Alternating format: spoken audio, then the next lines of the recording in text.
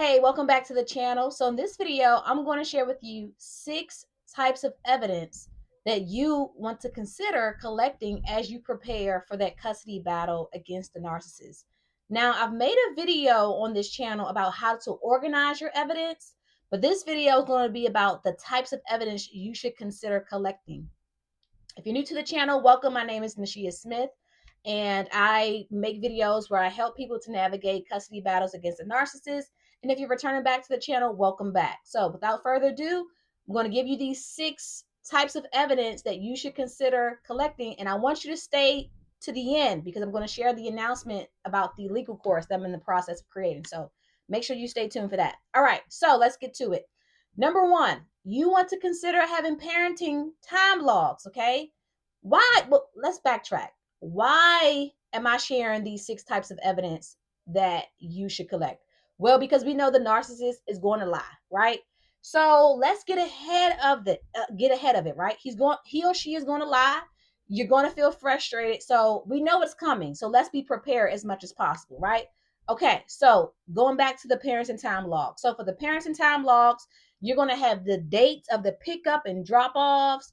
You're going to have the dates of the missed visits. Yeah, all those times when the narcissist said that they're going to come to pick up the child and they just did not show up. You want to make sure you have a record of that, okay? So parenting time logs, number 1. Number 2, communication records, okay? So I'm talking about emails. I'm talking about text messages. And I want you to think beyond just, okay, I'm collecting emails and text messages. Even within your emails and text messages, and this may be a little bit too in depth for this video, but I want you to focus on categorizing the emails and the text messages based on the tone, right? All of the emails when the narcissist is being rude and disrespectful versus the times where they may be a little charming, right? So I want you to keep that in mind as you're collecting and organizing your emails, text messages. Also, I want you to consider the messages that they send to you that are not even relevant to you co-parenting with them, right? So just keep that in mind as you're collecting and organizing your communication records. Number 3, witness statements. So I'm going to put a pin here because there's been times in the past when a client would ask me, well, if I just get a statement from my friend who's witnessed this narcissist being rude or disrespectful, can I just submit that to the court? The answer is no, and it's because it's considered hearsay. But you still want to collect statements for the witnesses that you intend to call at trial.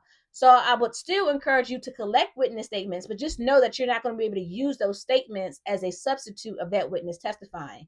So you want to think about getting statements from teachers, maybe family members who've observed different interactions between the narcissist and the child, neighbors, right? So these are things that you want to keep in mind as you're collecting your witness statements. Number 4, school and medical records, attendance records. Has the child routinely missed school when the child has been in the other parent's care? You also want to think about behavior reports, right? Has this child been getting into trouble a lot of the times when the child is in the other parent's care? Medical appointments. Now, there are rules around this as far as how can you omit these documents, right? But that's beyond the scope of this video. But just keep in mind that you want to collect school records, medical records, okay? So that's number 4. Number 5, financial contributions. So this entails receipts for child support payments. Maybe you're not receiving child support via wage garnishment. Maybe the person is paying you child support directly. So you want to have a log, a record. Maybe they're paying you child support via Cash App or via Venmo. You want to have a log and a record of all the times they made child support. You want to add it up, have it ready to go for your day in court. And also other expenses that you may have incurred on behalf of the child that the other parent has refused to pay. So you want to have a record of all of the financial contributions and the expenses for the child.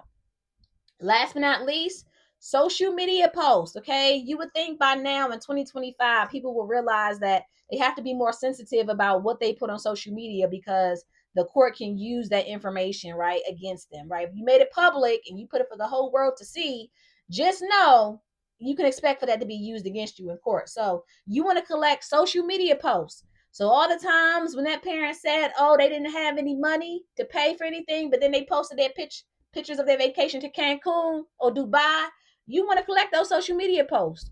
Or when the parent has said that they can't pick up the child because they have to work, But then during that same time frame, they're putting posts saying how they're at home having the time of their life, whatever, right? Just you want to collect social media posts that contradict anything that they've told you, right? So just keep that in mind.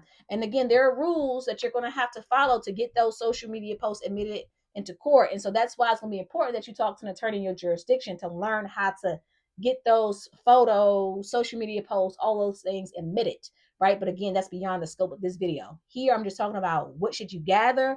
But of course, you want to look up the rules to find out how to actually admit this evidence in court, okay? So, quick recap. Number 1, parenting time logs. Number 2, communication records. Number 3, witness statements. Number 4, school/medical records. Number 5, financial contributions and expenses. And number 6, social media post, okay?